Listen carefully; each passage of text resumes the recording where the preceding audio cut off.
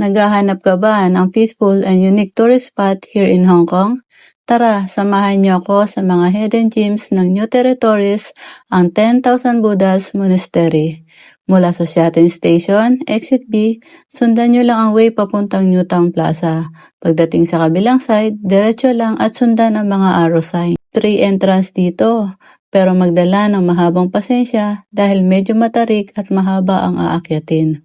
At habang paakyat, sasalubungin kayo ng daan-daang Golden Buddha na perfect for photos at tahimik na reflection. Pagdating sa taas, may experience nyo ang relaxing na view at peaceful atmosphere na sulit sa pagod. At alam nyo, parang buhay lang din to. Minsan mahaba, minsan nakakapagod ang akyatin, pero bawat hakbang may matututunan tayo. Hindi man madali ang journey, basta tuloy lang. Dahil sa dulo ng pagod, may kapayapaan, may magandang tanawin at may reward na naghihintay. See you on my next gala!